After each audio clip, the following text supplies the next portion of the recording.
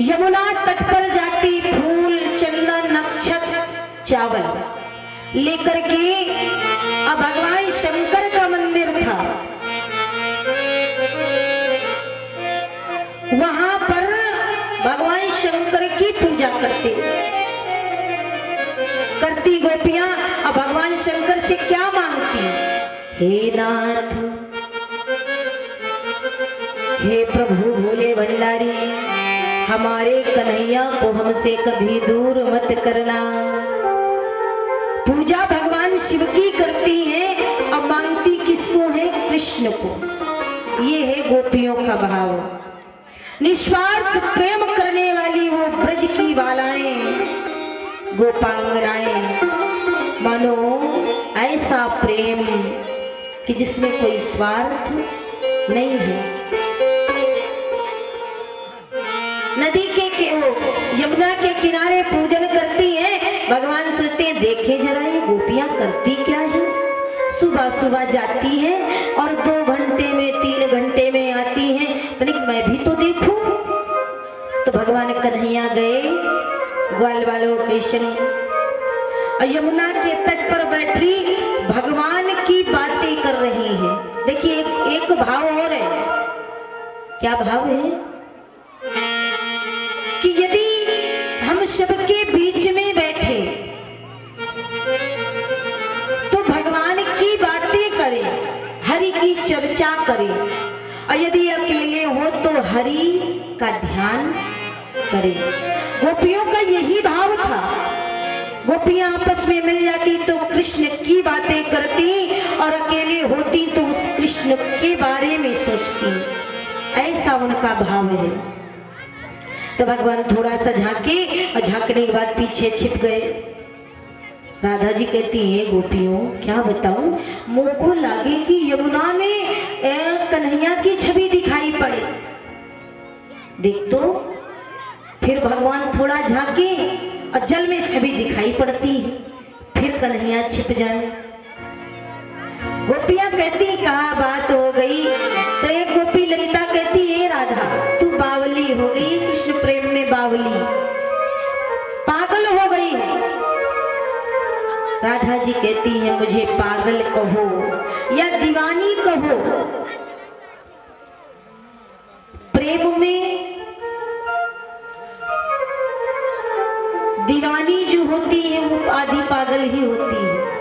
हाँ, राधा जी कहती है कि प्रेमी कौन होता है? पागल ही तो होता है।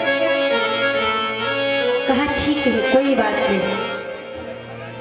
अब गोपियां विरह में रोने लगी। अरे कन्हैया की छवि दिखाई पड़ती फिर लुप्त हो जाती, हमें क्या हो गया? कहती है कन्हैया, कन्हैया को ढूंढने लगी। कन्हैया कन्हैया कन्हैया कह के तो देखा कि मंदिर के पीछे सांवरे चुपचाप बैठे। एक कन्हैया यहाँ आए हो तो हमसे बातें करो, बैठो मेरे पास, या तो फिर आओ ना। तो कहती हैं गोपियां कि श्याम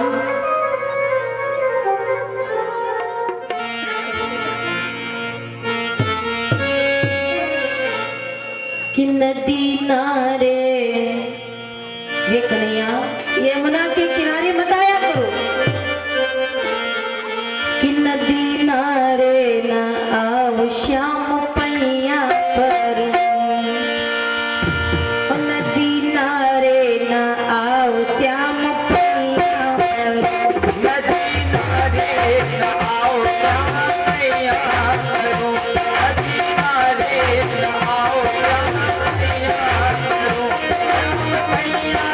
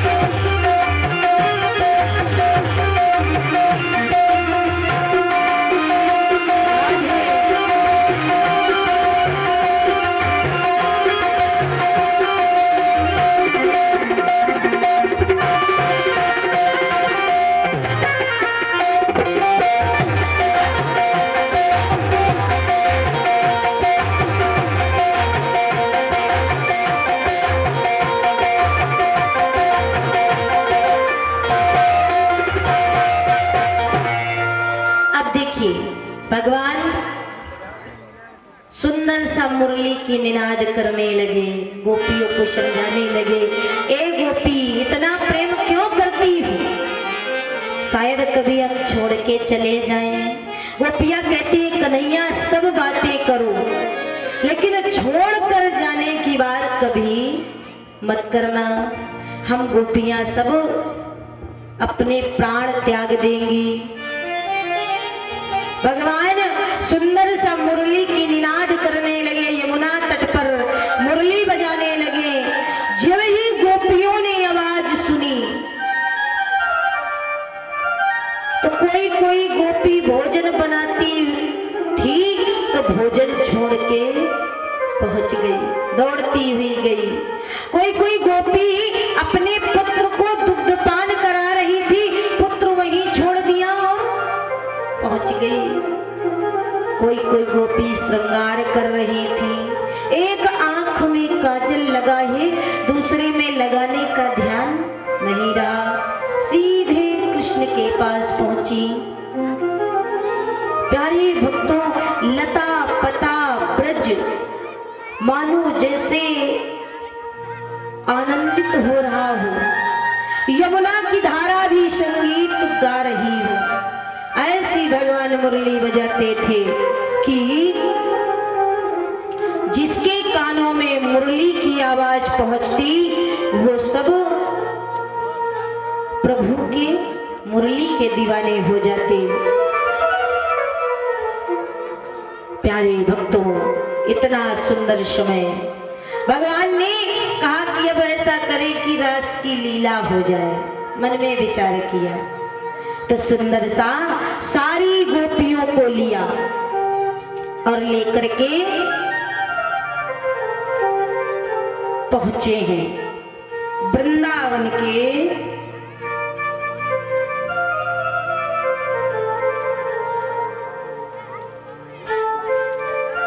उहमी नामक महल में, जो वृंदावन में है।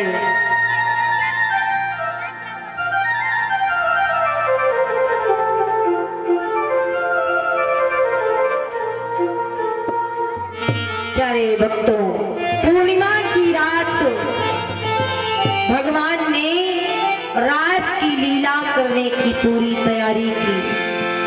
पहुंचे सब, एक एक गोपी का अपने हाथ से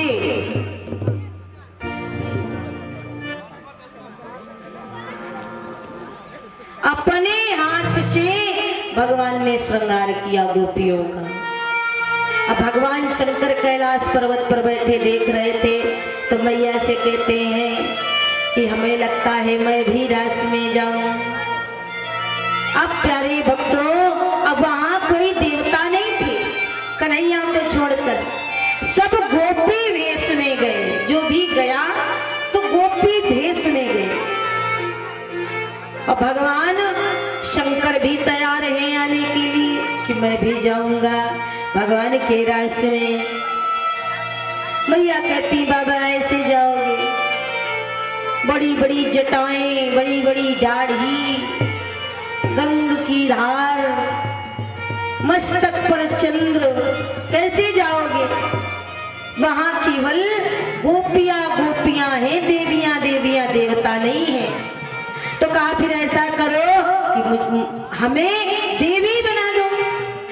अच्छा, तो बाबा तुम्हारा इतना लंबा चौड़ा शरीर, पहलवान जैसा, तुम गोपी कम गोपा ज्यादा लगोगे। तो कहा नहीं नहीं मुझे भी सजाओ। तो भैया ने सुंदर सा घूंघट उड़ाया, साड़ी पहनाई और सजा करके भेज रही हैं। कैसे? कहा बाबा मथुरा ब्रज में जाना तो ऐसा करना कि अपने घूंघट को पकड़ के रखना। कहा क्यों? इसलिए कि वहां कोई पहचाने ना, और नहीं तुमको कोई अंदर जाने नहीं देंगे। अब प्यारे भक्तों, कहा ठीक है, सुंदर सा भगवान ब्रज की ओर आए। ब्रज में जो भी देखता है, अरे इतनी बड़ी गोपी हमारे ब्रज की नहीं है। शांति से बैठो, मेरे ब्रज में इतनी बड़ी कोई गोपी नहीं है, हमको लगे ये कहीं बाहर से आई है। अच्छा, भगवान ने दो गोपी पहरेदारी में लगा दिया। शांत रहो बेटा, और शोर करती हो न, बैठो जाओ, बैठ जाओ जाके।